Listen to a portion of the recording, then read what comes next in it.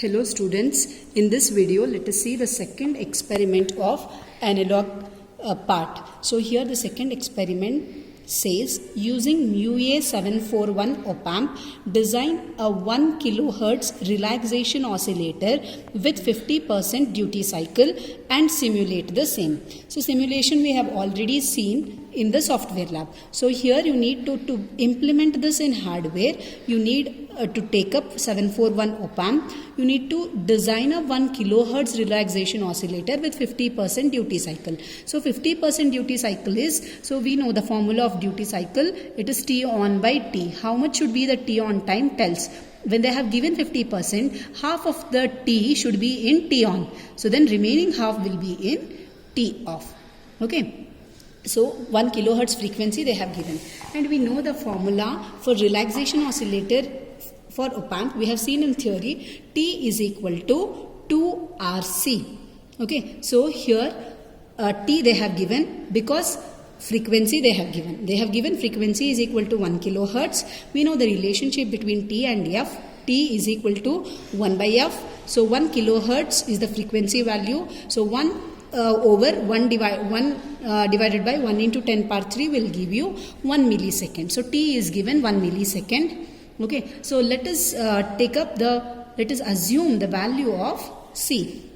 So C value is 0.1 microfarad. Okay. So the actual formula for relaxation oscillator time is given by T is equal to 2 into R into C, natural logarithm of 1 plus beta divided by 1 minus beta.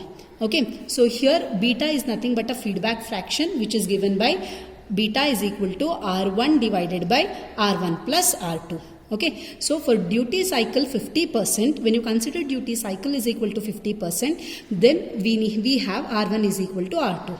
Okay, so this is a standard formula. So when you apply this R1 is equal to R2 here, so the entire formula reduces to T is equal to 2 into RC into natural logarithm of 3. Okay, so here since we are considering duty cycle is equal to 50%, so we got this formula. Okay, so here to calculate the R value, we have R is equal to T divided by 2C. So we know the value of T. So T value is 1 into 10 power minus 3. So C value is, we have assumed it as 0.1 microfarad. So just now we saw for the feedback fraction R1 is equal to R2 we have considered. So we have to take 10 kilo ohm and 10 kilo ohm. Okay. So next here this R is nothing but feedback resistor value. Okay, so you will understand it when we go to the circuit diagram. So these are the input resistors R1 as well as R2 which we need to take it equally. So R is equal to T by 2C. If you apply it, then you will get the feedback resistor value as 5 kilo ohm. So here is the circuit. Okay, so here is the input resistor 10 kilo ohm and this is the 10 kilo ohm resistor. Second resistor. So this is R1 as well as R2. So 5 kilo ohm resistor, whatever we have calculated, it is a feedback resistor as I said.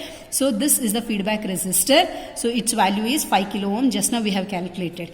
Okay, so now we will see the components required for this experiment. So as usual, you need breadboard. So in the previous video, we have seen how this is connected internally. So this is 741 op-amp. So this is 10 kilo ohm resistor, 2 resistor we need. Okay, so R1 is equal to R2. So guys remember the color coding is brown, black, orange for 10 kilo ohm. Okay, so similarly this is 5 kilo ohm resistor. So here two 10k resistors are connected parallelly.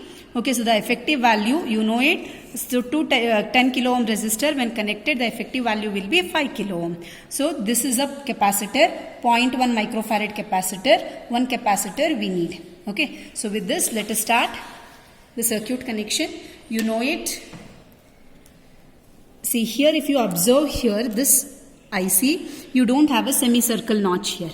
Okay, so usually you have a semicircle notch here like this. So but here you don't have. So how do you identify the pin numbers? You have a circle pot like this you have.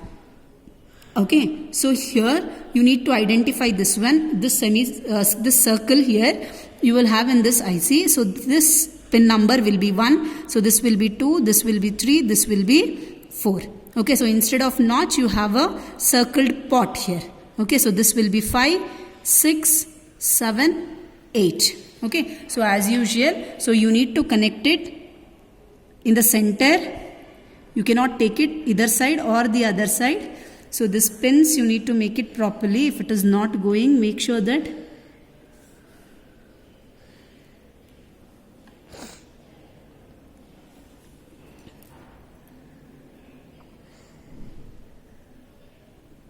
yeah. So I have placed the IC here. So next connection, as usual, let us start from left to right. So input and output CRO connection, let us see later. Except that, let's do the remaining connection. So here you need to take a 0.1 microfarad capacitor. One end you need to ground it. The other end you need to connect it to pin number 2 of the op-amp. Okay, so I'm taking 0.1 microfarad capacitor. One end is pin number 2. Okay, so as usual 4 vacant slots are there. One is occupied by IC pin. The other end I am connecting it to ground. Okay, so we are done with this. So next let me connect this input resistor, 10 kilo ohm resistor. One end you need to ground. The other end you need to connect it to pin number 3. So here is pin number 3. The other end I am grounding it. Okay, so next let us go for this resistor, 10 kilo ohm resistor R2. So this is connected between pin number 6 and pin number 3. So let me connect it. So here is a pin number 3 and this is pin number 6. So insert it so that it penetrates deeply inside this one. Insert it properly so that the pins penetrates inside. So this is a feedback resistor, 5 kilo ohm. This you need to connect it between pin number 2 and pin number 6. So I am taking 5 kilo ohm resistor. One end I will connect it to pin number 2. The other end I will connect it to pin number 6. So here I have the pin number 2. One is already occupied by capacitor and pin number 6. In pin number 6 I have one more resistor. So guys, now let us see the connection, VCC connection as well as CRO connections. So guys, for op-amp you need to connect plus VCC and minus VCC. Always you need to connect plus VCC. Here we are connecting 12 volts. So always we are connecting plus 12 and minus 12 volts. So plus 12 volts always you need to connect it to pin number 7. Minus 12 volts always you need to connect it to pin number 4. If you interchange this one, the IC will burn. So now here is a fixed power supply. So I'm taking the connection from plus 12 volts. You can see here it is written plus 12. Okay, so one connection from plus 12 you need to take. So I told you from plus 12 you need to give it to pin number 7. So I'm giving it to pin number 7. So next you need to give it from minus 12. So here I'm taking connection from minus 12.